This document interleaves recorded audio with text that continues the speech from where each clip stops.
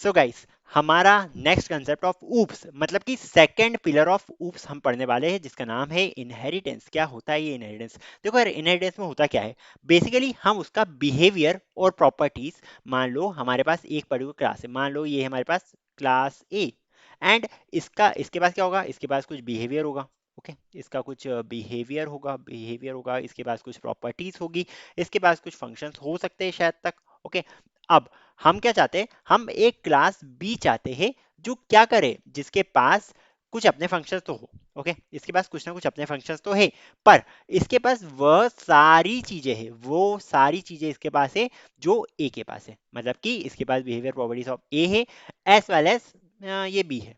ठीक है, इसके पास बिहेवियर है, बिहेवियर प्रॉपर्टीज अपनी है ही, पर इसके पास ए की भी बिहेवियर प्रॉपर्टीज है। ठीक है, समझ में आया आपको कुछ?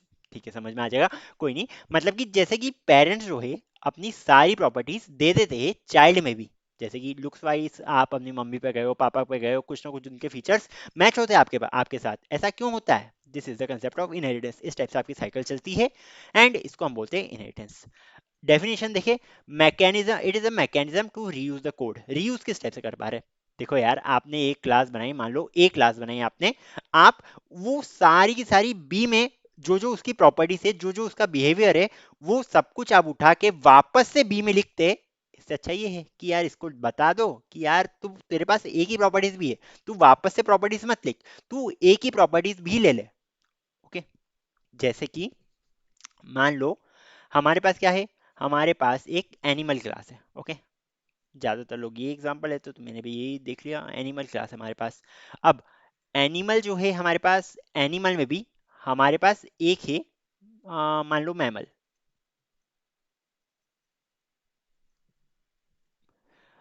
एनिमल के पास हमारे पास है मैमल, एंड मान लो मैमल में भी हम देखना चाह रहे हैं ह्यूमन मैमल्स होते हैं क्या? हाँ, शायद तक ह्यूमन मैमल्स होते हैं।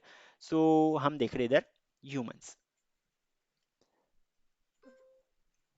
अब एनिमल के पास कुछ ना कुछ प्रॉपर्टीज होगी, एनिमल के पास कुछ ना कुछ प्रॉपर्टीज होगी। क्या प्रॉपर्टीज हो सकती है? एनिमल जो है, सबसे पहली प्रॉपर्टी जिसके कारण हम जिंदा है, एनिमल्स जो है वो ब्रीथ कर सकते हैं। ठीक है, हमने एनिमल में ये प्रॉपर्टी डाल दी कि अगर तू एनिमल है तो तू ब्रीथ करेगा, मतलब कि तू सांस लेगा। हाँ भैया, सारे एनिमल सांस लेते हैं, अगर सांस उनकी रुक जाए, एनिमल गया, समाप्त, एनिमल समाप्त, है ना? समझ आ रही है? मतलब कि एनिमल जो है वो ब्रीथ कर सकता है, हमारे पास ये प्रॉपर्टीज है। अब हमने अगला जो लिया है, हमने क्या करा, हमने एनिमल देख के बोल दिया, हाँ यार एनिमल जो है वो ब्रीथ कर सकता है। तुम बताओ कि मैमल क्या कर सकता है? हमने मैमल के लिए बोला कि ये जो मैमल है ये ब्रीथ कर सकता है। साथ ही साथ मैमल्स में क्या प्रॉपर्टीज होती है, जो भी उसकी प्रॉपर्टीज होती है, मुझे ज्यादा पता नहीं, एनिमल के पास हाथ पैर नाक कान होते हैं, एंड मैमल्स के पास ये स्पेशल प्रॉपर्टीज क्या होती है, आई डोंट नो। बट ये जो है, क्या ये ब्रीथ कर सकता है? हाँ, ब्रीथ वाली प्रॉपर्टी जो है वो इसके पास भी आ जाएगी। एग्जाम्पल गलत लिया, ज्यादा पता नहीं हो तो लिखना नहीं चाहिए। चलो ठीक है, ब्रीथ वाली प्रॉपर्टी इसके पास भी आ जाएगी, पर इसके पास कुछ और प्रॉपर्टीज होगी। ठीक है, इसके पास कुछ और प्रॉपर्टीज होगी।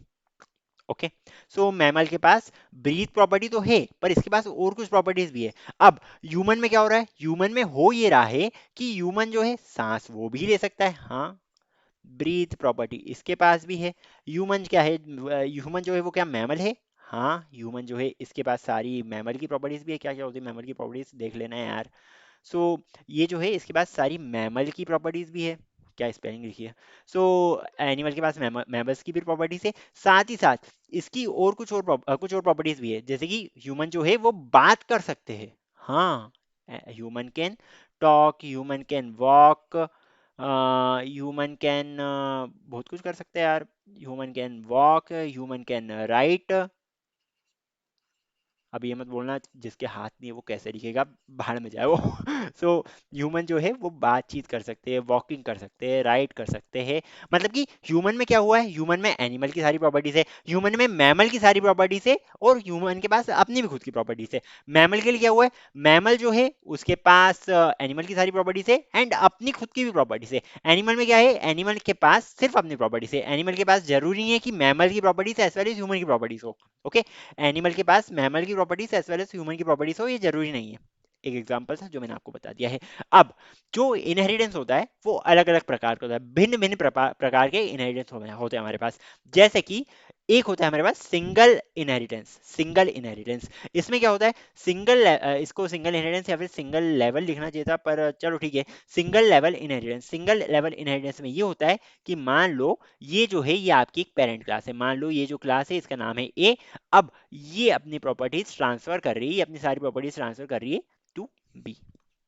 ठीक है, मतलब कि ए से बी सारी प्रॉपर्टीज हो गई। अब ए जो है इसमें, ए कहलाता है इसमें as parent. A is named as basically parent. And B क्या कहलाता है, बी जो है ये कहलाता है इसका चाइल्ड, ये इसका बच्चा है, मेरा बच्चा है तू। Okay, so this is basically a child. ए जो है वो पेरेंट है और बी जो है चाइल्ड है, मतलब कि जो बी है वो सारी प्रॉपर्टीज ए की तो ले ही रहा है, पर उसके पास खुद की भी कुछ प्रॉपर्टीज है, और इसका जो लेवल है इसका एक ही लेवल है, मतलब कि एक पेरेंट एक चाइल्ड। अगर एक पेरेंट और एक चाइल्ड रहेगा तो उसको हम बोलेंगे सिंगल लेवल इनहेरिटेंस। सिमिलरली हमारे पास क्या रहता है, हमारे पास मल्टी लेवल इनहेरिटेंस भी है। जैसे कि मान लो ए जो है वो है हमारे दादाजी, ए जो है हमारे दादाजी है, एंड सिमिलरली बी जो हम बना रहे हैं यहाँ पे, बी जो है हमारे पिताजी है, बी जो है हमारे पिताजी है, एंड सी जो है, सी हम है। ओके, सी जो है वो हम है। सो ये क्या हो गया हमारे पास, दादाजी, दादाजी ने अपनी प्रॉपर्टीज कुछ जैसे कि मान लो दादा की दुकान थी, दादा ने बोला बेटा तुम मेरी दुकान से सारी ले ले, तो बी के पास दुकान तो आ गई दादाजी की। अब ऐसा भी हो सकता है बी कुछ और भी काम कर रहा हो, बी ने कुछ और उसकी प्लानिंग हो, तो वो उस पर भी काम कर रहा हो, मतलब कि बी के पास ये सारी चीजें तो थी, पर उसके पास दादाजी की दुकान भी आ गई है। अब सी के पास क्या है, सी के पास दुकान भी आ गई है, ए जो दादाजी ने जो दिया था पिताजी को वो बेटे का भी है। हाँ, जैसे दादाजी ने घर बनवाया मान लो, तो उस घर में पिताजी भी ले रहे हैं, उस घर में बेटा बेटा भी ले रहा है।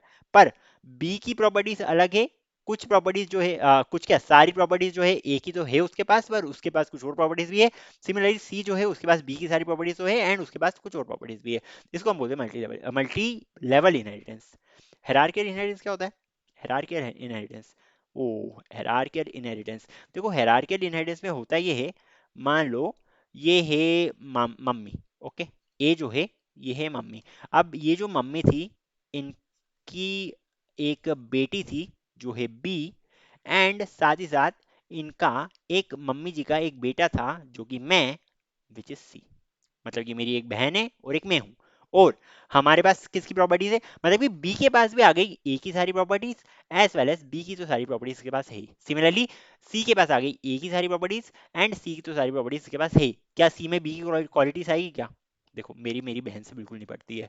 सो ए के पास बी की प्रॉपर्टीज नहीं आएगी, पर ए के पास जो है सी की सारी प्रॉपर्टीज आ जाएगी।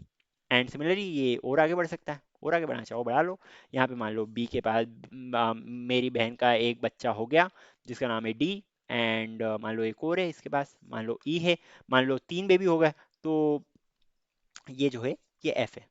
ओके, मतलब कि डी के पास क्या आएगा, डी के पास ए की सारी प्रॉपर्टीज, बी की सारी प्रॉपर्टीज और खुद की सारी प्रॉपर्टीज।